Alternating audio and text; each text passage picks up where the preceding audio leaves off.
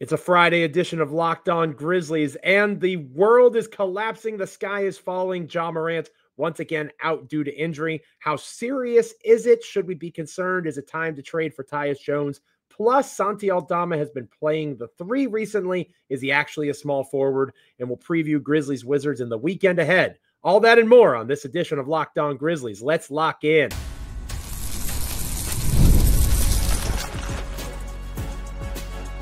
You are Locked On Grizzlies, your daily Memphis Grizzlies podcast, part of the Locked On Podcast Network, your team every day. Hey, everybody. Welcome to another episode of Locked On Grizzlies. I am one of your hosts, Joe Mullinax, and as always, it is nice to say one of your hosts because that means the dynamic duo rides again. It is Damichael Cole of the Commercial Appeal there in Memphis, Tennessee. Very excited to have him as the Memphis Grizzlies beat writer, as my co-host on this podcast. I, Joe Mullinax, contributor over at Grizzlead. I've been blogging and doing podcasting work for over a decade. Between the two of us, you've come to the right place for Memphis Grizzlies content on this Friday edition of Locked On Grizzlies. Today's episode of Locked On Grizzlies is brought to you by Prize Picks. Download the app today. Use the code LOCKEDONNBA to win $50 instantly when you play your first your first $5 lineup. Prize Picks, run your game. Friendly reminder that we also have a newsletter now. Very exciting. Your favorite podcast has a newsletter. Introducing the Locked On Grizzlies Daily Newsletter. I don't know if you saw this or not, Damichael, but we are in the top 12 among all of the Locked On NBA podcasts for newsletters being subscribed to and being open. When you combine those two metrics, we're in the top 12 out of 30 NBA teams. Thank you to everybody Grizz fans. Appreciate already subscribed to the newsletter. It is much appreciated. And if you're not subscribed, you're missing out. It's a one-stop shop for ultimate team and league coverage delivered right to your inbox. Again, sign up now for free. LockedOnDaily.com. That is LockedOnDaily.com. You get to start your day with me and the all-new free Locked On Grizzlies newsletter. Excited to see the growth of that. We've had a good start. Hopefully it keeps growing. We're free and available wherever you get podcasts. As proud members of the Locked On Podcast Network, your team each and every single day. Like, comment, rate, review, subscribe.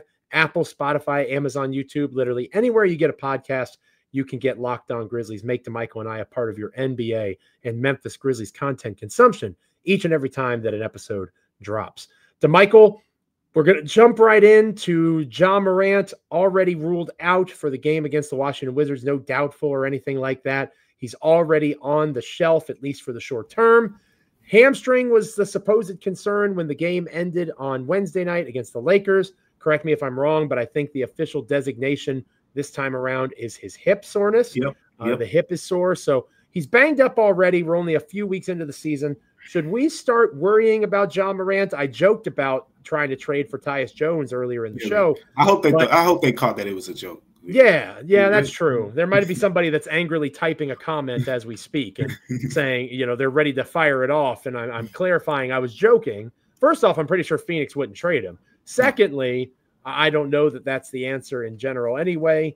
How concerned should we be with Ja being on the shelf once again due to an injury? He already has soreness. He's already missed games earlier in the preseason. Should we be concerned at this stage about Ja's durability? I mean, honestly, I think you should have been concerned before the season started.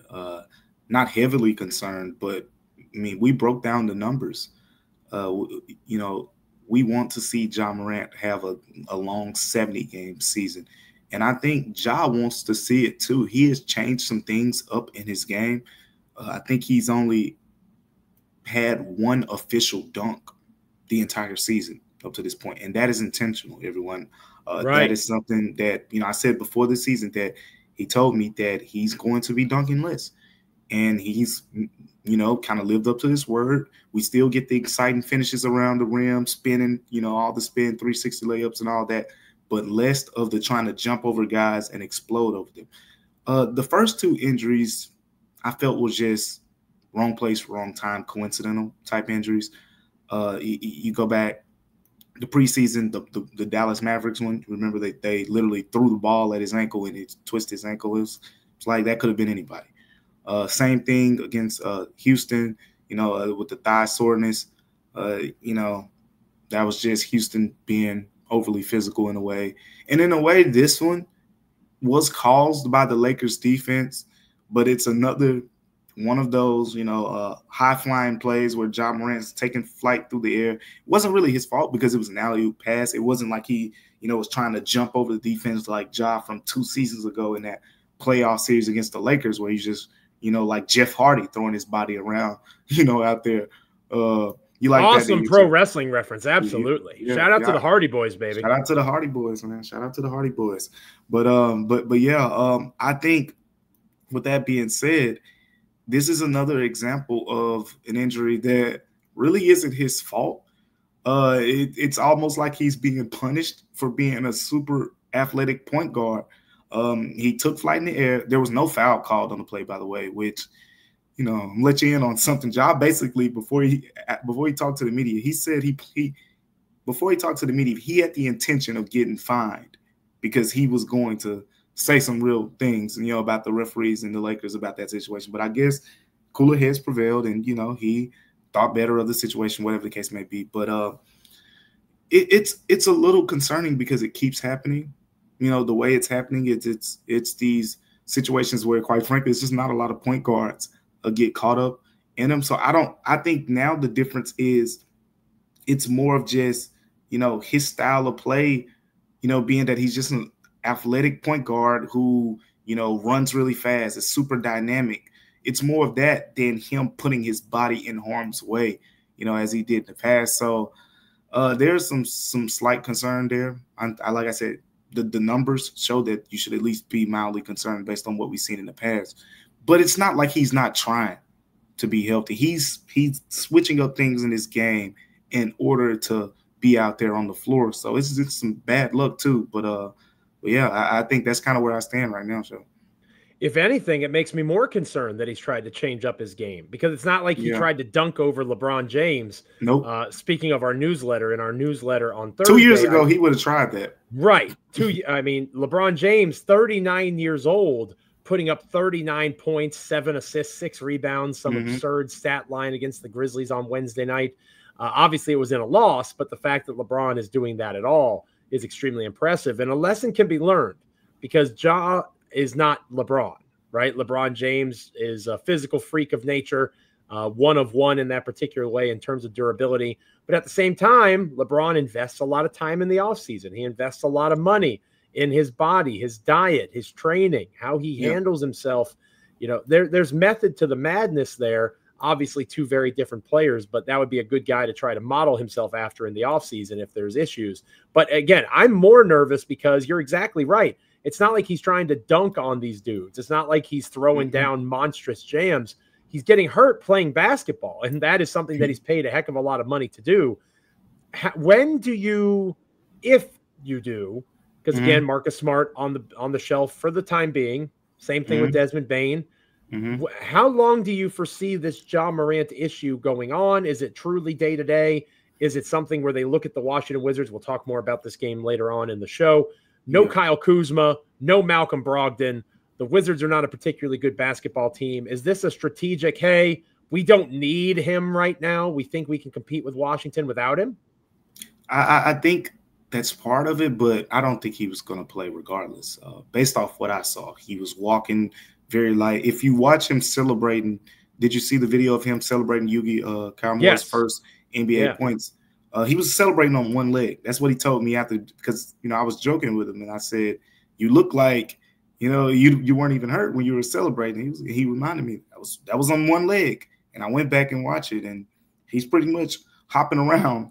So if anyone goes back and watch the video of him celebrating Yugi Karamoto's first points, you'll see him kind of jumping around on one leg. So when you see that, you're like, there's no way he's going to be able to play, pretty much a day and a half, especially with the caution that the Grizzlies want to play with in this case. But since it's so soon and it's the hip soreness, I think the general assumption that we can take here is they're going to do, more work here, and we'll learn more.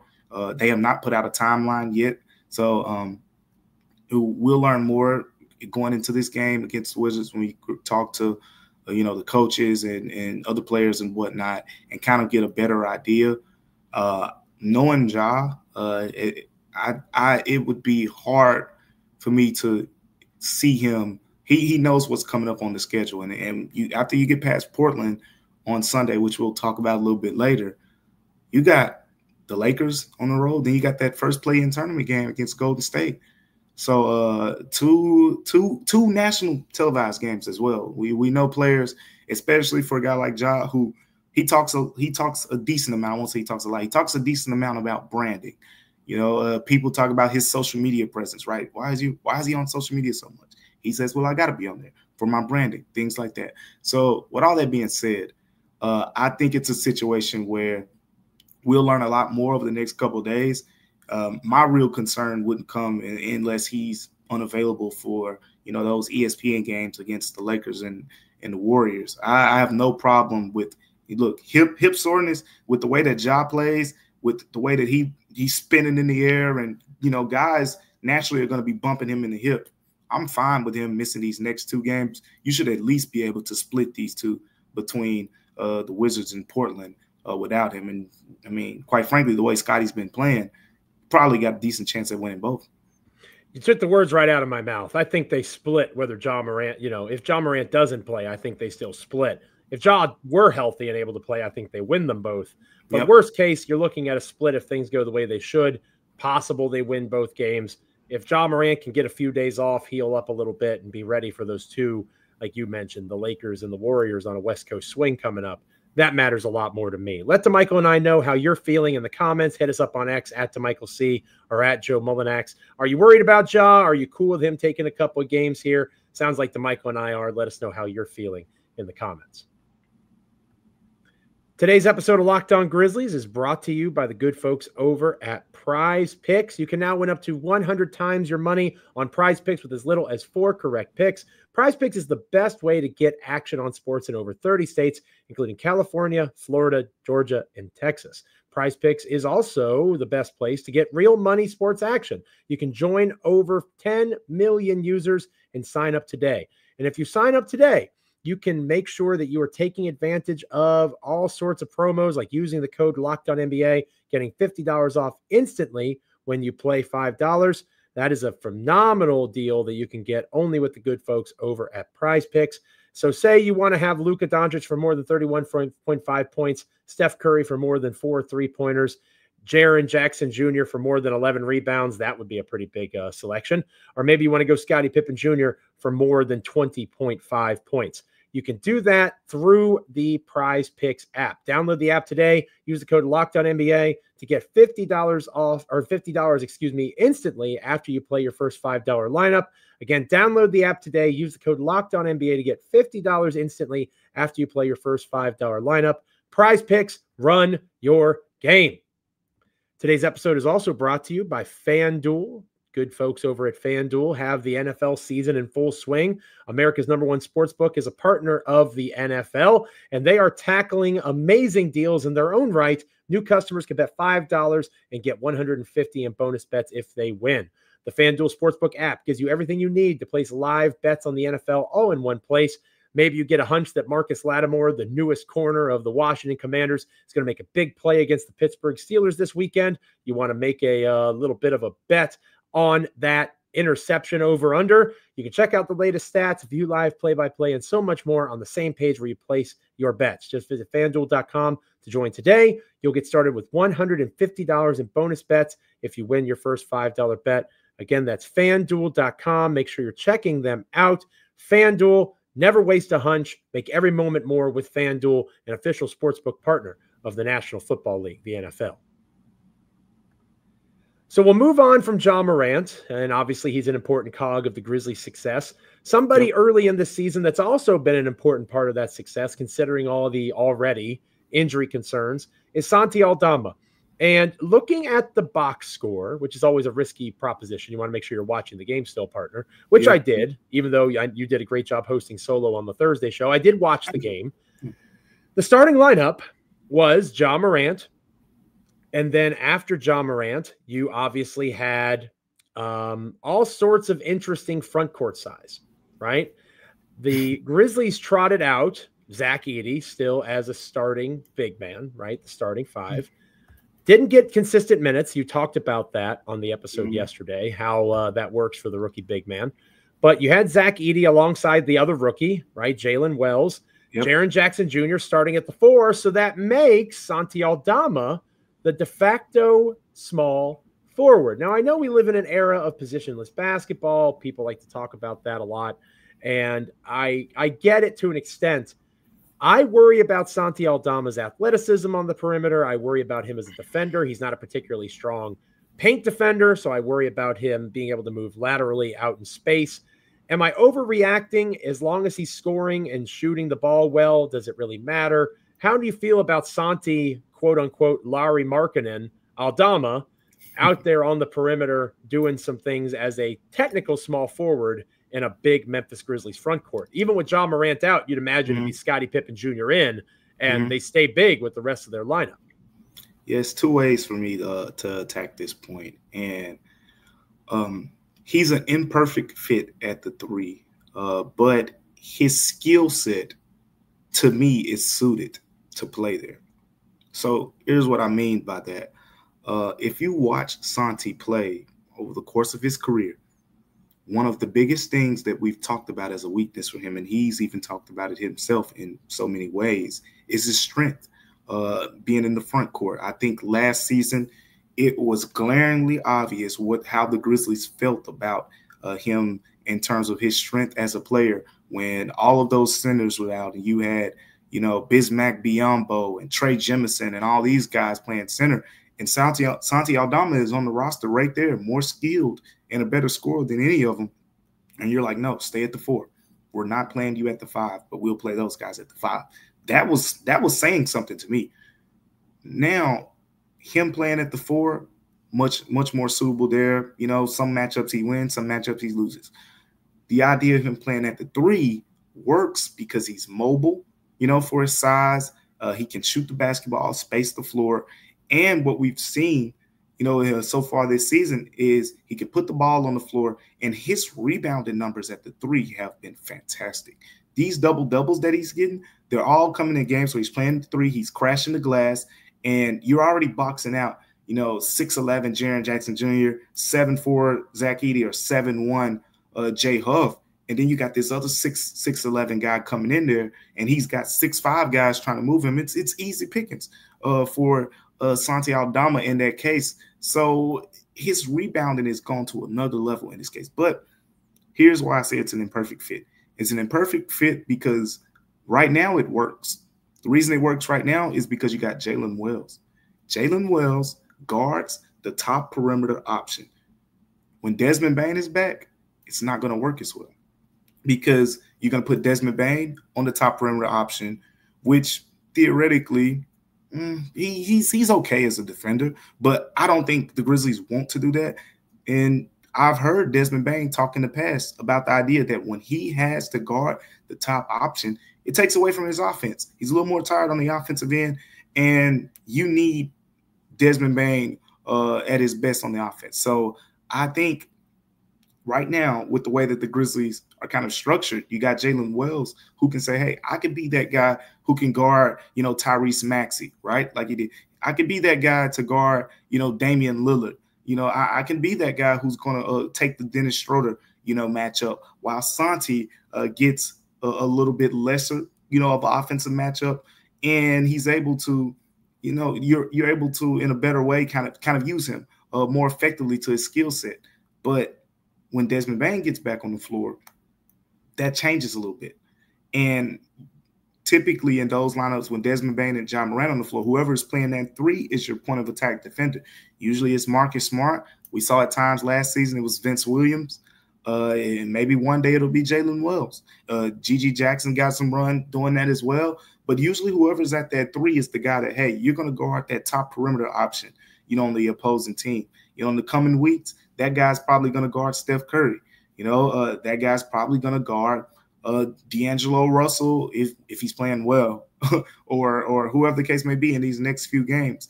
But Santi is not going to be out there on the perimeter guarding those quick, swift point guards and all that. So he's an imperfect fit, but it works right now because his skill set is good for it. You can hide that lack of strength in a way because there's not a lot of threes that are just going to be bulldozed in Santi Aldama. He's able to crash the glass and be really effective as these double-doubles, I think he has 3 of them at this point, have shown us. I'm impressed with it, And I like it. I just think the Grizzlies have to be able to use it in the right situations. Put him on the floor with a guy like Vince Williams. So Vince Williams can be the guy who guards that matchup. Put him on the floor with Jalen Wells. But you don't want to see it when Ja and Dez are on the floor and you throw him at the 3. That's when you put him at the 4. If only you could combine Marcus Smart and Santi Aldama, right? And have like a 6'7", 6'8" defender that can also shoot a little bit. You've got maybe like an OG Anunoby or a Mikal Bridges or something like that. Let Damichael and I know in the comments how you're feeling about Santi being a 3. Damichael's pretty high on it. I'm a little more skeptical. I think it's possible. I agree with the idea that it can't be alongside Dez because Desmond has to be able to have someone that can take a bigger defensive role. He'd have to be that number 1 guy next to Santi. It's all in the rotations as it normally is. So exactly. Michael and I, let us know what you guys are thinking on X or in the comments, how you're feeling about Santi at the 3. No denying the results, at least to this point so far. This episode of Locked On Grizzlies is brought to you by SKIMS. Even though I wear underwear each and every single day, I haven't switched up the type that I wear in a long time. For those who haven't heard yet, SKIMS now offers men's underwear, and I'm here to tell you that it is well worth the hype. It is phenomenally comfortable, and all my dads out there like me can relate to this, I'm guessing. Our underwear drawers, again, they don't get an update in a while. I was always partial to something simple, classic when it came to my underwear, so I was never really sure what I was doing when it was time to replace the old ones with something new. Then I tried out the SKIMS Cotton 3-inch boxer briefs, and it's everything I love about classic boxer briefs, but honestly, it's better. They're the perfect weight, the perfect classic cotton feel, and the design is nice and simple, just the way I like it. From now on, this dad is going to go the way of SKIMS. Shop SKIMS Men at skims.com. Let them know that we sent you. After you place your order, select podcast in the survey and select our show from the drop-down menu that follows. And if you're looking for the perfect gifts for the whole family, SKIMS just launched their biggest holiday shop ever. That's also available over at skims.com.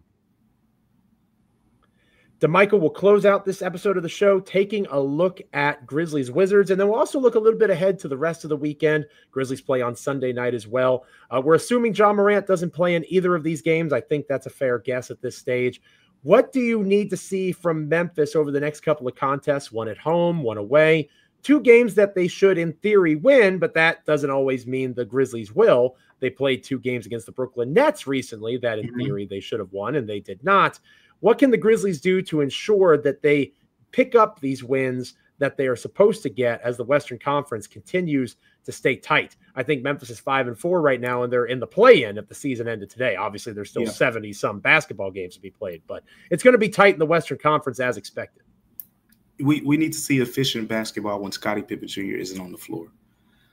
There was a point in the last game, I think it was early fourth quarter. This was after Ja Morant, was hurt, and Scotty Pippen Jr. was pretty much playing a lot of minutes in that third quarter while Ja was out. And then it became a stretch where, he needed a breather. And I was very curious to see what type of lineup would the Grizzlies go to. Well, they trotted out there, I believe it was Jalen Wells, Luke Kennard, I want to say Jake LaRavia, Santi Aldama, and Jay Huff, something like that. Just as we all predicted when the season started. But the backcourt was definitely Luke Kennard and Jalen Wells. And the front court looked pretty normal. But the point I'm making is your backcourt with 2 guys that you probably felt like would be spot-up shooters coming into the season. It didn't work out, to say the least. that was when, if you remember the game, when the Lakers started to make that little run. I mean, it's still, it was like cutting into a huge lead and cut it down to 15 or something like that. Like it wasn't anything super threatening, but it was enough for the Grizzlies to call a timeout. It wasn't working. That's now going to be magnified because you're going to have to do that in the first half, and you're going to have to do it in the second half against these teams. And the Wizards, they aren't great by any means, but they got some good young talent over there. I like that Bub Carrington. He's been playing really well as of late, rebounding, passing. He can cook. He can cook. He can cook.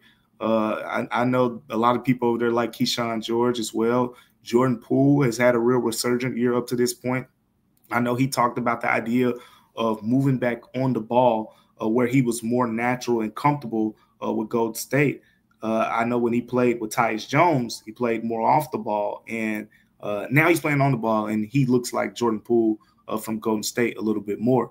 So they got some guys over there, and you can't really sleep on them. But that's what I'm looking at the most. Scotty Pippen Jr., I think when he's in the game, the offense is going to flow decently well. It's not going to be, how it was with Ja Morant, but it's going to be some ugly moments because, Scotty Pippen Jr. isn't Ja. But it's going to be okay. You'll be fine. You'll be okay. You'll still be able to push, get out in transition, create some easy scoring opportunities. But when he leaves that game, do you return to Luke Kennard? Do you go to John Conchar, who's questionable, by the way? But we know, I only say that, Joe, because like I know, John Conchar has played he's played some point guard minutes. So I'm not just making this up. You've seen it. Gross. He started the game at point guard before with them. But anyways, you got Luke Kennard, you got John Conchar. I don't know how many other options you got that you can put on the ball unless you're going to go to Yugi. I was about to say, why would you go Yugi? Do you go Yugi? I think Yuki should get some run. I'm saying that if you want to win, you need to let Yuki spin. That's what I'm going to say. I think that you need to let him get some run. I'm with you, but I thought he would get in earlier in that fourth quarter, and they went to Jalen Wells and Luke Kennard over him. So that was probably because he's a 5'8" point guard. He's a fun story, but they're waiting for the Memphis Hustle season to get underway for him to go play down there. I tell you what, though, we're talking about the playmaking aspect and getting the offense set. If you throw Yuki in there, you're going to get that part of it. Defense, you're going to have to figure some things out on defense. But he can run an effective offense. So maybe that's the answer. Maybe you throw Yuki out there, he gets 12 minutes, and you look. I know they don't like to play guys a lot, but Scotty, gear up for 36 of them.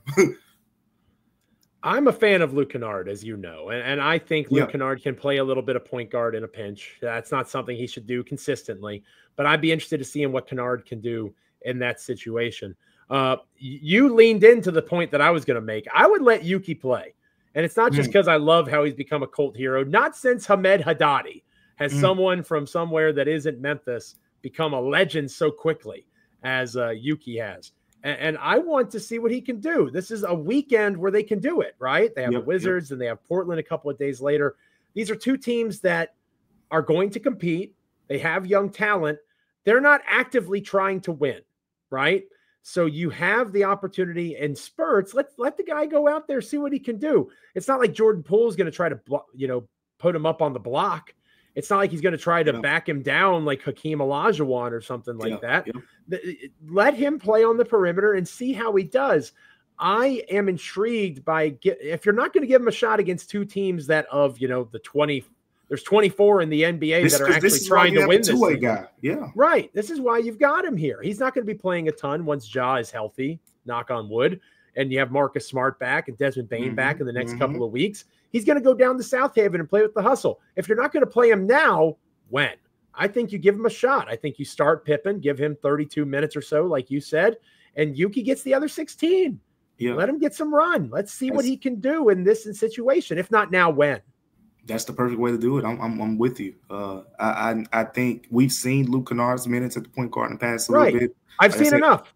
Yeah, and again, last season, whether it was John Conchar, and the rest of the guys pretty much that did it aren't even here anymore. I know they're comfortable with Jaren Jackson Jr., bringing the ball. We saw a lot of that too.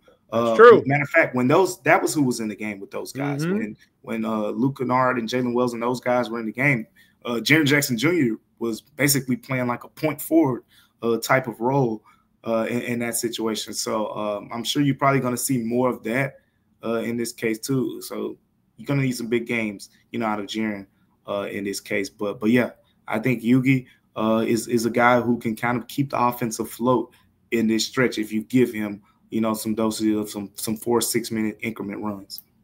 Smash the over on all of Jaren's point totals and rebounds, maybe not rebounds, but point totals and assists and those sorts of things. Smash the over on all those numbers. Jaren Jackson Jr. talking about guys cooking. I think Jaren Jackson Jr. is going to cook over the next couple of games because who's going to defend Jaren?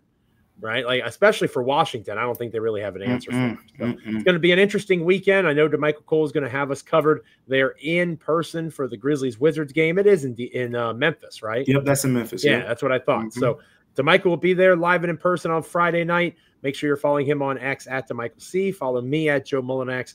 Lots of great ways to stay in touch with the Grizzlies over the weekend. Heading into our next episode on Monday, we'll have a couple of games to review, hopefully some medical updates on Ja Morant. Lots of different ways we can start the next week with our audience partner. Yeah, I can't wait. Next week's going to be really fun. It's going to be high intensity, as I said. Woo! You got a couple of national TV games. You got a couple Grizzlies close to being back. You got a couple guys closing in on being back. Fingers crossed. So we got a lot to talk about next week. First in season. I guess they don't call it in season tournament anymore. NBA Cup. NBA Cup. The first NBA Cup game as well. The Warriors are a lot better, at least right now, than they look pretty good. So it's gonna be fun times next week. I can't wait. Yeah, that my beloved NBA Cup. I love it so much. The NBA. That's right, Joe. You love it. You love it.